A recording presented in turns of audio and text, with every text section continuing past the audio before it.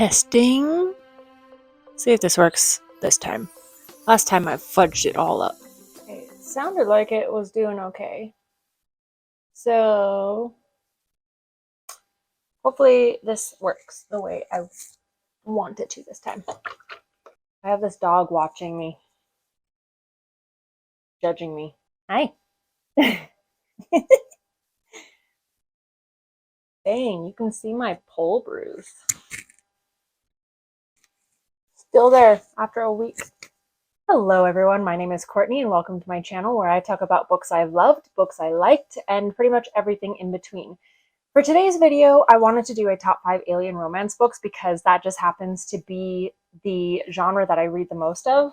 I'm getting messages and it's covering up my screen. I wanted to do top 5 alien romances because that is primarily the kind of romance that I read, and I figured if I'm gonna do 10 top 5 videos on here about alien romance, I should probably get started now so that I'm not doing all of them in a row. I could do 10 other videos and then I can release another one and then you guys won't think I'm crazy. So for today's top 5 alien romance books, the first one that I have on the list is actually one that I just read very recently, and that is The Carnal Games by Naudii Nebula. And that is, I forgot what the actual series is called, but I will put it somewhere on the screen because I know, or from what I understand, it's not going to be the first in the series, or it's not going to be the only one. There's going to be an actual series, which I'm really excited about because I really like this universe so far. The Carnal Games is an alien enemies to lovers book. Our heroine and our alien MMC or male main character is are very, very much enemies. It opens with the two of them getting into a confrontation. It's not really a confrontation, actually. Excluding the details of this entire situation, it ends with him gouging out her eye with one of his alien claws. To describe this alien race for you a little bit, they have sort of this super hard exoskeleton that is, I mean, to me, it kind of reminded me of stone or obsidian. Our guy is obsidian colored. I guess the normal color for aliens of his race is like a brownish color, but he's very rare in his coloration and his physique and everything. But they are at war. He gouges at her eye, and actually he gouges at her eye after he kills pretty much everybody in the vicinity. He's in the process of burning all of the people that she works with and stuff. It then jumps forward and it kind of makes it clear that this entire time they've been trying to kill each other. She's been trying to kill him. She's extremely highly trained in military and other things. He already was trained in military because he's some sort of a commander. And they've been kind of going back and forth trying to kill each other, and they've failed every single time, but they've hurt each other in certain ways. I think there was a time where she took his arm and he had to grow it back. And there were a couple of other things that I don't want to mention because I think you should read the book and actually find out for yourselves. But they've hurt each other in the past. Naudii makes that super clear. Expecting what the other person will do to try and kill the other has sort of become this dance that they've involved themselves in. It's cost them relationships. It's cost them a lot more than relationships.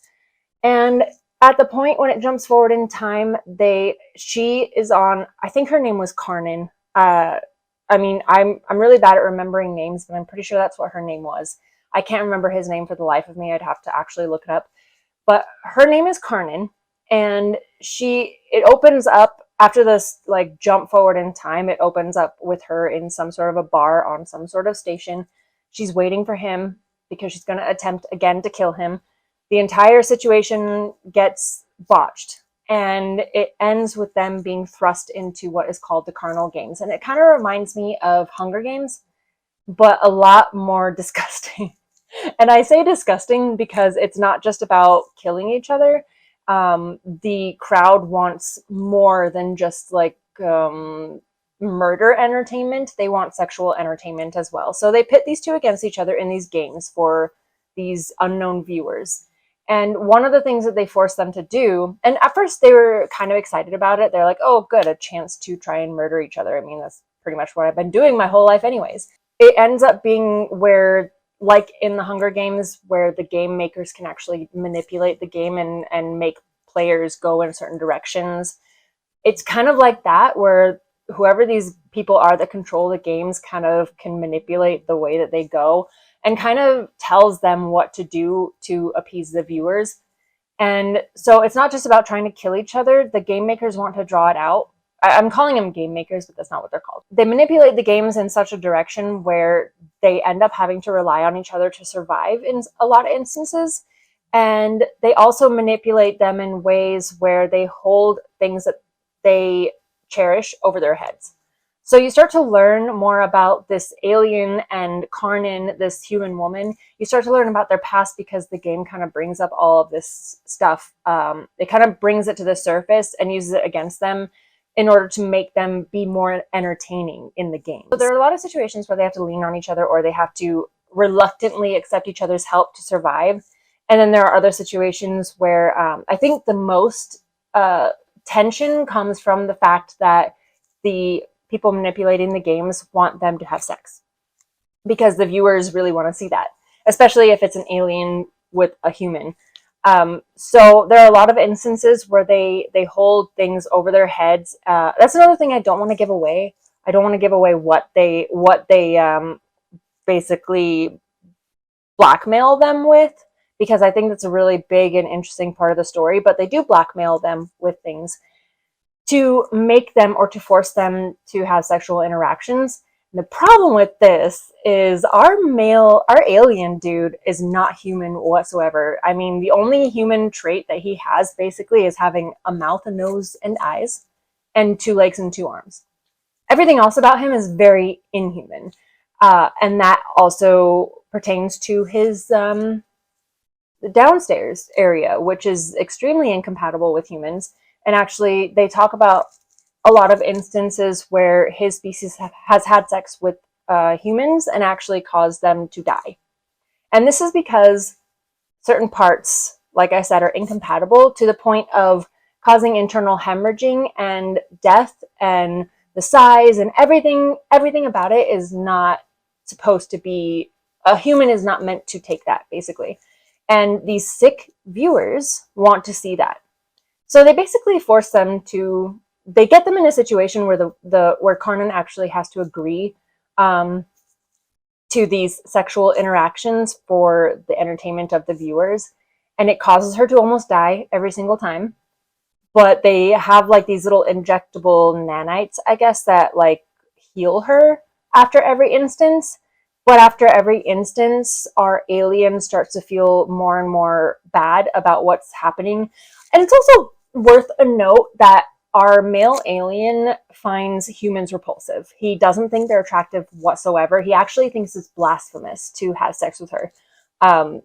He doesn't find them attractive at all, like I said, but he also specifically says that females are more disgusting than the males. So it's very obvious that as their relationship develops, it's not because of any physical attraction, it's absolutely because of the experiences that they go through during these games. So without giving anything else away, this is absolutely an enemies to lovers, and it's not just I don't like you enemies to lovers, it's we've been trying to kill each other for 10 years, or enemies to lovers. And it goes into detail about some of the things that they've done to each other over the years that are very unforgivable, but because they are kind of in this situation together, all of those things start to become not, I don't want to say not as awful, but you start to understand both perspectives, and you start to relate to both sides, and they start to relate to each other. And the whole idea of having to rely on each other in these games and kind of going through this traumatic thing together brings them closer together. And I just thought it was a really, really, really good story. I love a good enemies to lovers, true enemies to lovers, and this is absolutely a true enemies to lovers. And it was aliens, and that's kind of a huge plus for me. So I would absolutely recommend this book. Do be prepared. Look at the trigger warnings on it, because there are a few instances that might disturb some people. And I'm not going to say what they are. That is up to you to figure out if you pick up this book. The next book that I have on my list is actually one of my favorites of all time. And you can tell because I actually bought the paperback copy of it. So in my current situation, I am trying to refrain from getting physical copies of books because I just don't have a lot of room for them. So when I do buy a physical copy, that means I really, really, really liked it. And I love this book. So a little bit of background about this book. This is His Metal Maiden by Michelle M. Pello, and it is number 3 in the Space Lords series. Space Lords is a spin-off of Dragon Lords, and Dragon Lords also has another spin-off. Actually, I don't know which one is the spin-off of which one. They're all series set in the same universe, but they're different series. So Space Lord or Dragon Lords is its own series, and then there's the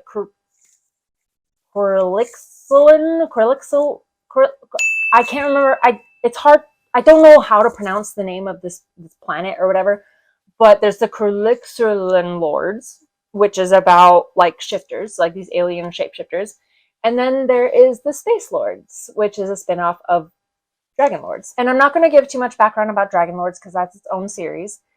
But I will say that I can't remember it off the top of my head, but there is a book in the Dragon Lords series that pertains or kind of is a precursor to this.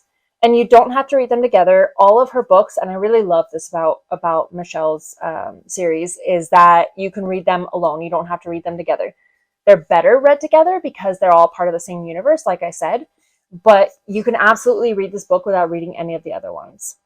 The benefit you will get from reading the other stories is that you will understand the world a little bit more. And specifically with this one, the love interest in this is the sister to one of the books in the Dragon Lord series, and there is actually some background that you learn in one of those books. And I will try to put the number or the name of that book either on this video or in the description in case you want to read them back to back, which I did, and I think that might have something to do with why I love this book so much. Without getting into the Dragon Lords series, I don't want to give you any background about that. If you want to read that, just read that series.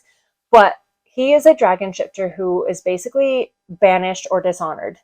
And in that makes it so he had to leave his planet, and he actually lives in space with a kind of ragtag team of other alien races or other alien men.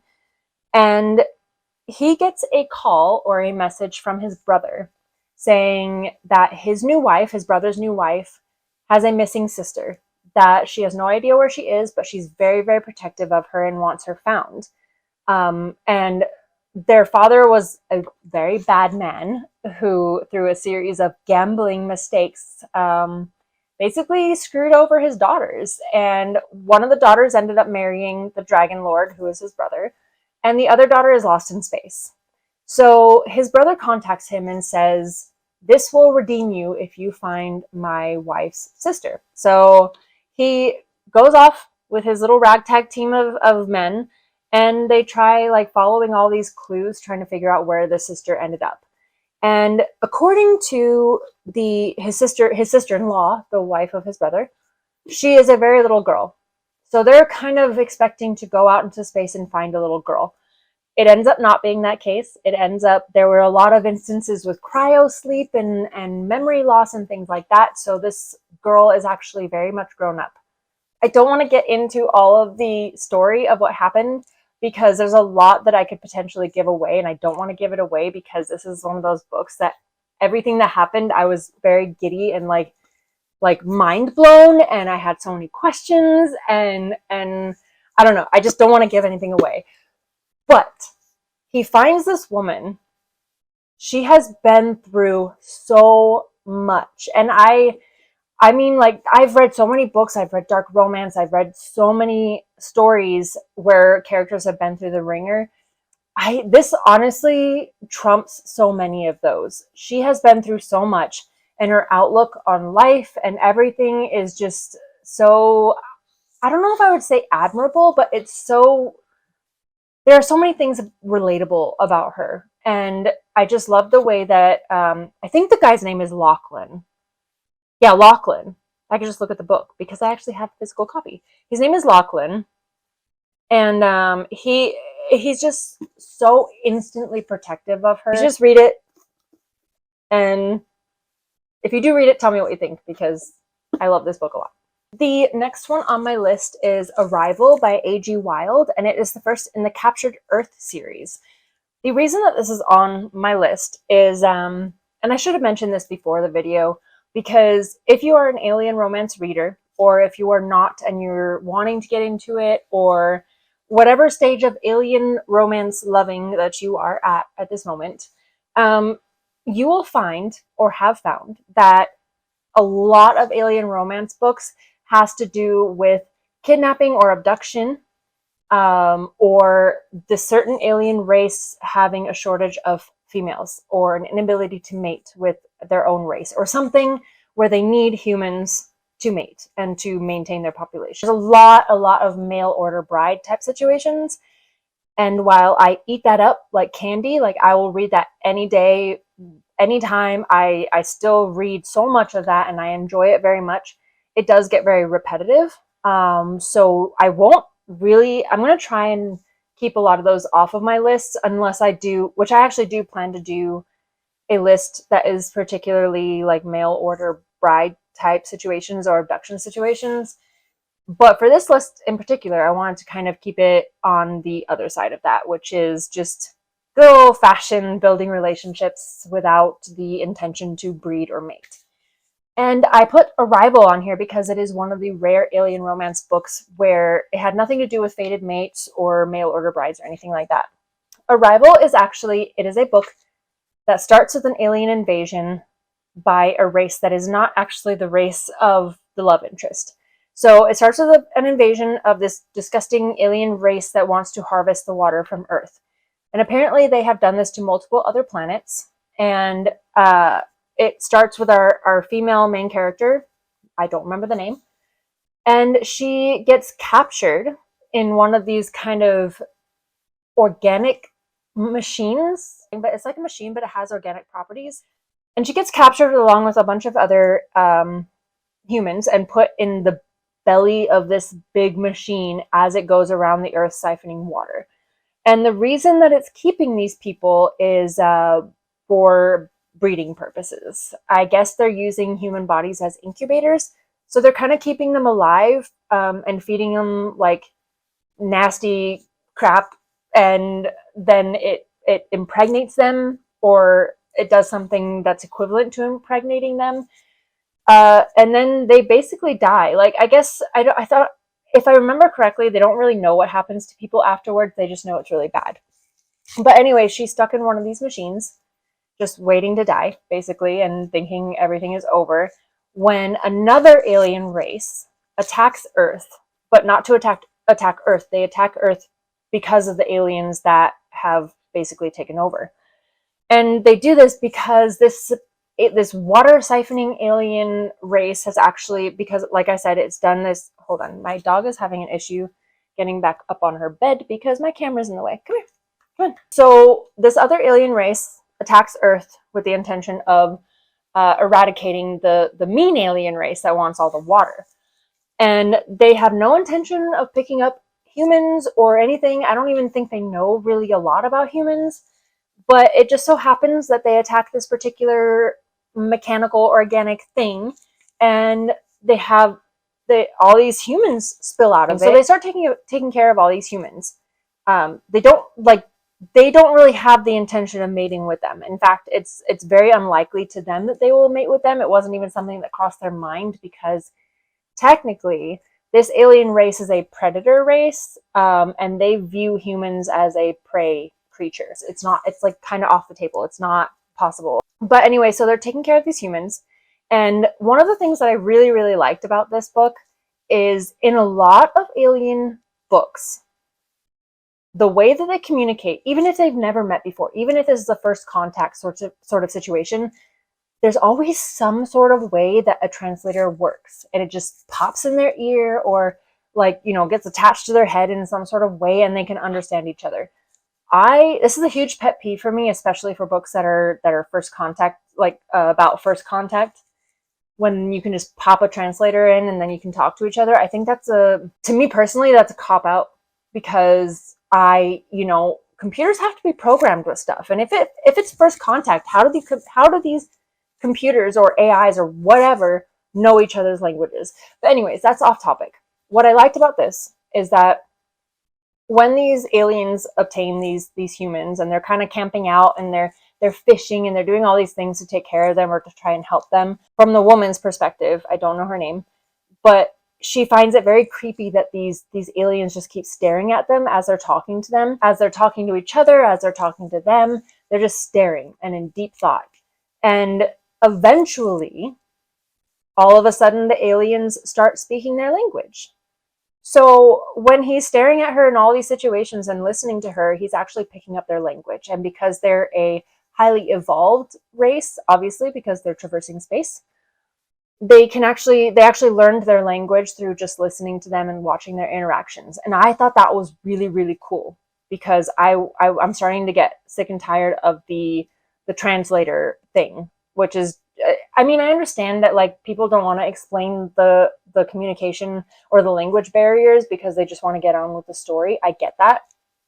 But me personally, I I just like, I overanalyze things, and I really want there to be justifications, and translators don't always make sense to me. So I really liked the way that the communication worked in this book. The idea of them being together was really cool because, again, the whole predator and prey thing kind of kept it like they didn't want to mate with the humans because they didn't think that they would be compatible. They basically thought humans would break. And so I thought it was really interesting that they were very reluctant to be with them, but then also were very attracted and decided to try it anyways. And I mean, half their race is gone, if not more. A lot of their females are gone because these aliens use them as incubators. So I just thought it was really cool, and I really liked the whole not being fated mates or mail order brides. I thought the relationships were very organic, and I really liked it. I thought it was really good. So you should check it out. Next book on my list is called Edge of Eon, and it is the first in the Eon Warriors books by Anna Hackett.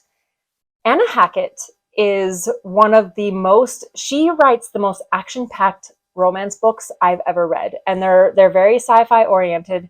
I mean, she's written some that are I think about like bodyguards or something, but I haven't read those. I've read only her sci-fi stuff. But the Eon Warriors books are so action-packed. They're like Mission Impossibles in space kind of action-packed.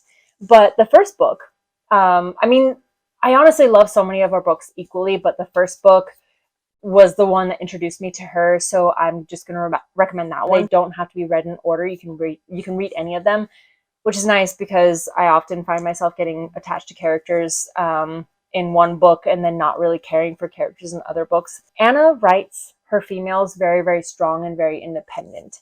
And I don't just mean like they have their own job and they make their own money and all of that. I mean like they're military trained. They're very dominating. They're very independent. They're very strong. So there is this race of aliens. They're like these giant bugs. They're named the Cantos or something. I can't remember, but they're big bugs.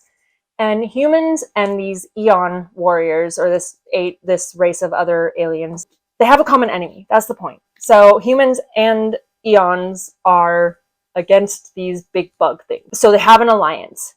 But our main character is kind of blackmailed into kidnapping the commander of this giant Eon warship in order to, I honestly can't remember, but she is blackmailed into doing that. So she thinks it's an impossible task because Eon warriors are so like a one-on-one, it's absolutely no contest. So she thinks it's just a long shot. She's never going to succeed in kidnapping this Eon commander. But she does. So she ends up actually getting the jump on him. She kidnaps him. They crash land on this planet that is meant to be kind of a training environment for warriors.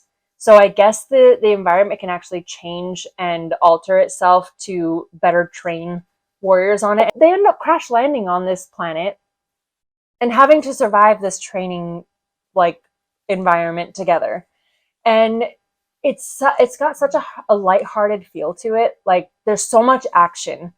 And on top of all the action, there's this huge sexual tension between the Eon, or this guy and her, this alien dude and her. And as they're trying to survive, they're just trying to both kind of like have the upper hand on the other one, which I thought was like the most adorable thing ever. But they both find each other very attractive. But she also needs to kidnap him, and he also needs to not be kidnapped or try not to be kidnapped. And so it was just like the dynamic and the action, everything was like really, really fun.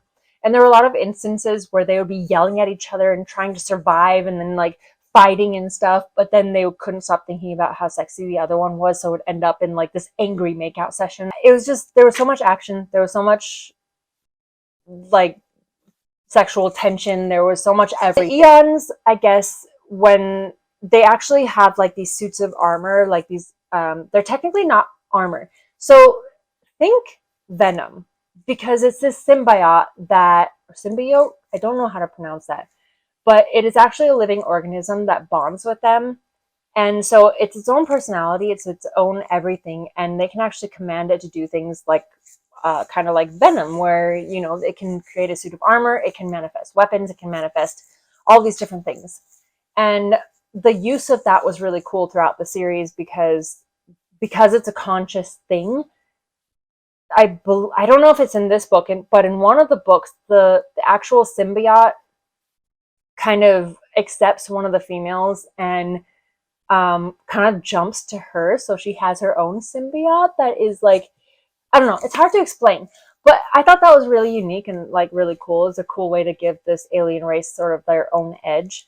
But anyways, the sole reason why I would recommend this book is because it is so fun and so action packed, and every single one of her books is that way. It's very much like these very strong, capable women coming head to head with a very strong and capable alien race who didn't expect them to be very strong and capable. And so it's kind of always this like back and forth of like feistiness. And I really liked it. The last book on this list is actually the second book in the series, and it is another series that does not have to be read in order. It always benefits a reader to read these books in order because it does build the world a little bit more. But this is another one that it doesn't have to be read in order. The second book I really, really liked, and that book is claimed by the Horde King. It is the first in the Horde Kings of Dakar by Zoey Draven. The first book I didn't care for. I didn't like the female main character, I didn't like the male main character, and I didn't feel that their relationship was very believable. But the second book, I really, really connected with everybody. So in the first book, everything is very brutal, everything is very... I don't know, I felt like the female character was too closed off, and I felt like the male character was too brutal and didn't leave room for connecting emotionally with the female. But in the second book, I just really connected with both of them. So in this series, human refugees have taken residence on this alien planet, and because they've taken residence there, they kind of have to live by the rules of the alien race that lives there, which is the Dakar. And these rules are things like you can't set fires, or you can't create fire, you can't hunt in certain areas. There's a bunch of different things. But in the second book, somebody hunts outside of their borders, and our female, who's never fit in with her society or her human society, when the Dakar come to have somebody answer for hunting outside of their boundary, she takes the blame for it. And the male, or the Horde King that came to punish somebody, knows already that she's not telling the truth and that she's taking the fall for somebody else, but also has all these humans and all of his horde watching him and has to punish somebody. So he reluctantly punishes her in front of everybody, knowing that she is lying. And that kind of piques his interest, and so he ends up taking her back with him to his horde and making her, I don't know, I can't remember if he makes her his wife like right off the bat, or if he just takes her with him to take her with him. But the point is that it's been a while since I've read it. I think it's been like a year and a half since I've read this book. I just remember that I really liked it. So he takes her with him, and it's just like, it's really cute because the dynamic between them is really sweet, as opposed to the first book where it was all very brutal. And I love my brutal books, I love my brutal relationships, but I usually look for those in like a dark romance or like Omega verse type of situations, but I really didn't, like I said, I really didn't feel a connection to the first couple. In this book, she made a huge effort to understand his culture, and she was very enthused about it. She was very willing to talk to people. Unlike in the first book, the female wasn't really willing to talk to anybody or understand anything. In this book, she was really willing to understand the culture. She was talking to people. She was just being very involved, and he was very understanding of her. He kind of kept his distance, but was also very attracted to her, and it was just a really sweet dynamic. And although one thing I do have to say about these books is that don't believe the cover. The covers have very human-looking men. These Dakar do not look human whatsoever, and it actually threw me off. I mean, not in a bad way. Like, I don't mind them not looking human, but it's just funny that they look so human on the covers and so inhuman in the books. Like, I'm pretty sure they just have slits for nostrils in the books, and they have like tails and all kinds of like other crazy things, but on the cover they're just like these like Spartan men or whatever, but they are not human in the books. But anyways, so I thought it was a really good book, and I would absolutely recommend the whole series to people, but if I were going for my favorite, it would be number 2. So if you're like me and don't mind reading things out of order, I would say number 2 is the best. But if you want to read the entire series, I would recommend the entire series. And that concludes my first alien romance top 5 video. I will have more in the future because, like I said, I read a lot of alien romance and I have a lot to say about them. But until that time, like this video, subscribe to my channel, and I will see you next time. Really quick. So I told myself that I was going to advertise my own books on this channel, and then I got really scared to do it because for some reason I feel really weird about advertising my own books. But I'm going to shamefully put my own book on this list, and that is Across the Stars by Courtney Lee, which is on Kindle Unlimited. And the next book in the series is coming out very, very soon, like within the next month or so. So if you guys want to read a story about aliens, no kidnapping, no fated mates, just genuine like love story, then you should read this book. Okay, bye.